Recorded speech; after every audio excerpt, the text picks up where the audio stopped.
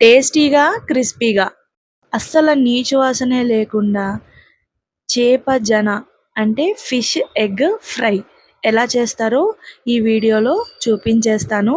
Video మొత్తం అస్సలు miss అవ్వకుండా వాచ్ చేయండి.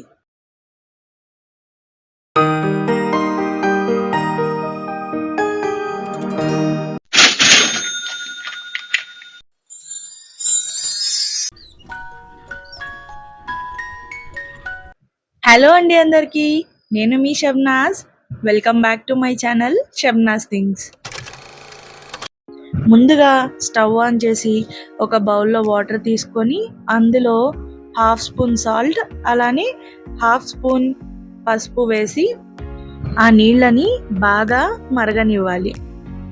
ఈ విధంగా ఈ నీళ్లు మరిగేలోపు మనం చేప జన ఏదైతే ఉందో మొత్తాన్ని ఒకసారి సాల్ట్ వేసి నీట్గా క్లీన్ చేసుకోవాలి. క్లీన్ చేసుకున్న జనని నీళ్ళు బాగా బాయిల్ అవ్వాలండి. బాగా మరిగిన తర్వాత మనం క్లీన్ చేసి పెట్టుకున్నాం కదా చేప జనని, దానిని అలాగే జాగ్రత్తగా తీసి ఆ మరిగే నీళ్ళల్లో వేసేయాలి. మరుగుతున్న నీళ్ళల్లో జనని వేసిన తరువాత మనం స్పూన్ వేసి తిప్పడం కానీ చేయడం కానీ చేయకూడదు.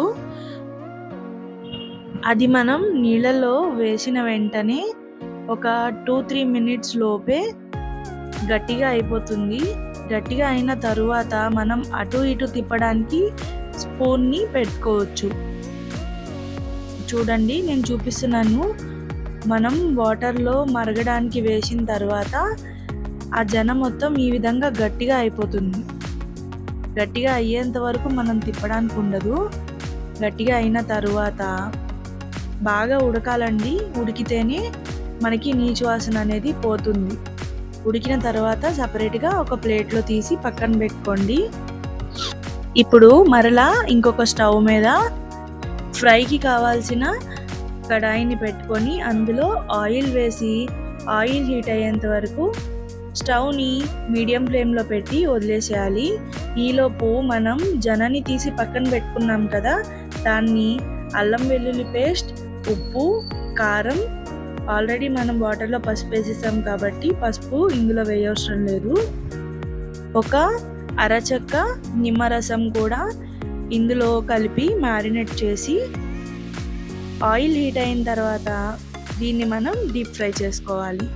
ఆల్రెడీ వాటర్లో ఉడికిపోయి ఉంటుంది కాబట్టి ఆయిల్లో మనం ఫ్రై చేసుకునేటప్పుడు ఈ విధంగా స్పూన్ తోటి ముక్కలు ముక్కలుగా చేసుకుంటూ ఫ్రై చేసుకోండి.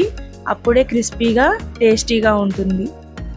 అంతేనండి, క్రిస్పీగా గోల్డెన్ బ్రౌన్ కలర్లో వచ్చేంత వరకు ఆయిల్లో డీప్ ఫ్రై చేసుకొని ఆయిల్లో నుంచి సపరేట్ బౌల్లోకి సర్వ్ చేసుకోవడమే. చూసారు కదా, ఈ విధంగా డైరెక్ట్గా మనం మ్యారినేట్ చేసి ఫ్రై చేసుకుంటే నీచు వాసన అనేది చేప జనలో అట్లానే ఉంటుంది.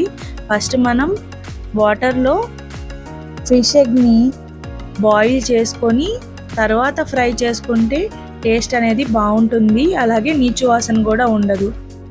ఇంకా మరిన్ని మంచి మంచి రెసిపీస్తో వ్లాగ్స్తో మీ ముందు ఉంటాను.